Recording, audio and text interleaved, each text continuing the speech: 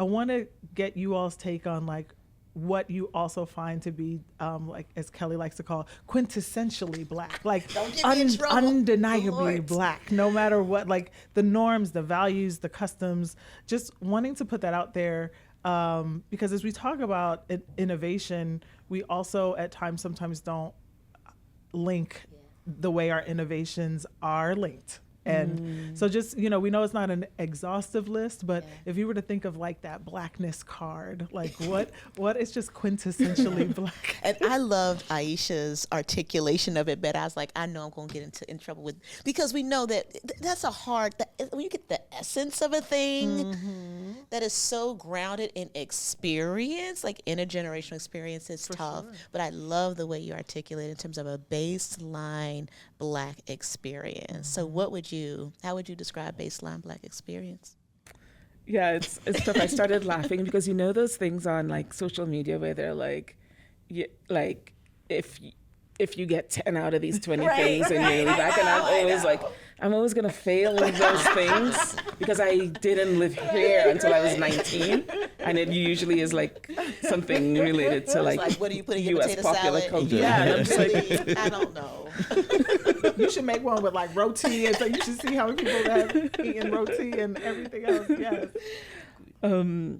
But I think about things that what I really love is like discovering like those things that are so almost subconscious, like we don't even know where it came from, and then we'll be like, they do this same thing on the continent, the same thing in the Caribbean, the same thing here, and you know, I don't know what the points of connection have been, you know, between the 1600s and now, that sort of there's this co-evolution, you know, so like, you know, like language and realizing like, oh, like Pidgin English is very similar to Patois, is very similar to like, you know, African American urban vernacular, like the construction of sentences, and you're like, oh, that's like that's generational, and like, you know, we might not perceive it as the same language, but the construction of those sentences, like we all kind of get it.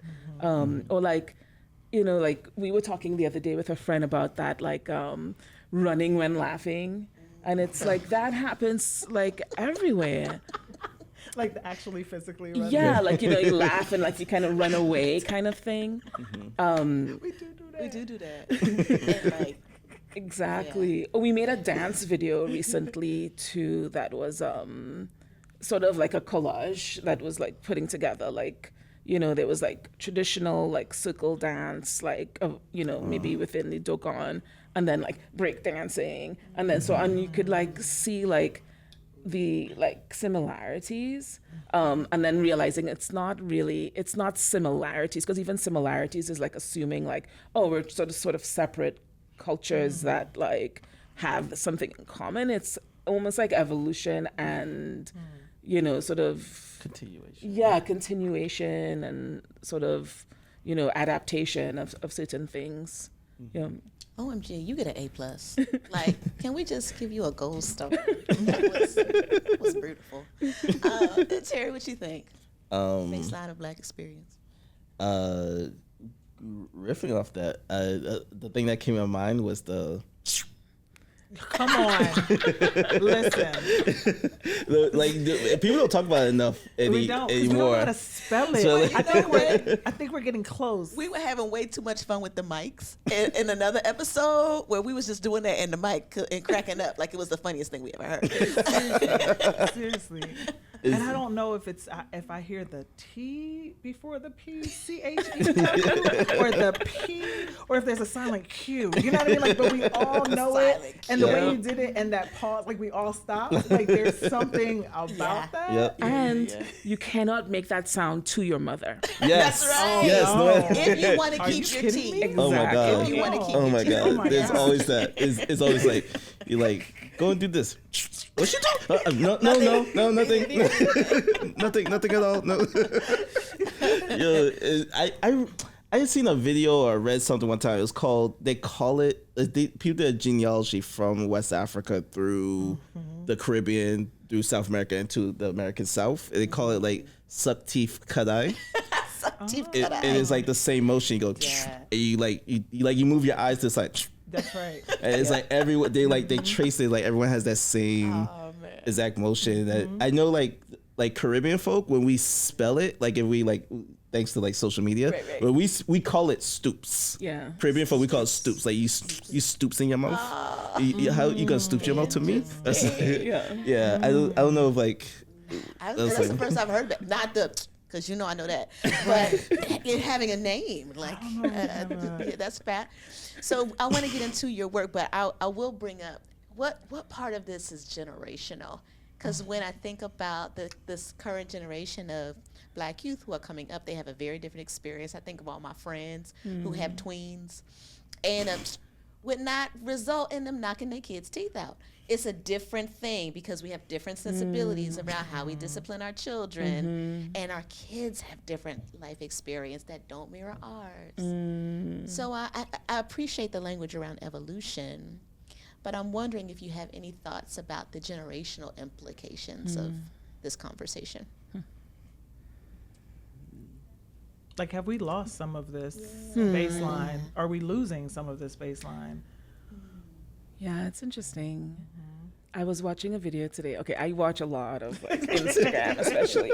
And in this video, research this little purposes. girl wanted to leave the house wearing a wig, and the wig was like not in a good condition. I have seen You this. seen that? And the Where, dad, where she's begging. she's to begging, to and the stick dad away. is like giving her all these reasons. And I remember, I watched it today. Like, and I looked in the comments to see whether people resonated with me. Like this feeling of like, let her have the joy of leaving the house wearing the wig. And I feel like that speaks to like some of the undercurrent of that change, because I actually cringed when he said like, it doesn't look good. Yeah. Because what I feel like he was saying is that we have to present ourselves a certain way to be respected, to be accepted, and so on. And I think that was the stance for like a lot of us growing up, is that, we had to like, it was respectability, and that was like how Blackness, we had to show up with like self-dignity, and, and I wonder how much of that was like non-freedom, that in order to win the approval and acceptance, of dominant society and culture, we couldn't just be, we couldn't have an idea of wearing a really ratty wig and walk out the house, like you had to like look really put together, and your hair has to be neat. So some of it, maybe not quite the like toleration of disrespect for parents, but like, some of it feels like that, where it's like, there's another wave of freedom, where I think actually, to be honest, like it might be also finally a wave where the idea of decolonizing is coming into the definition of liberation, especially for Black people. And this kind of like, we don't have to please anybody or be accepted. There's a way that we can sort of be completely free and, not be encumbered by that assumption. Yeah, I think Generation X Black people are very much bound in that way. I know I struggle with it myself, and I don't know. It's hard to untether what is what. You know what I'm saying?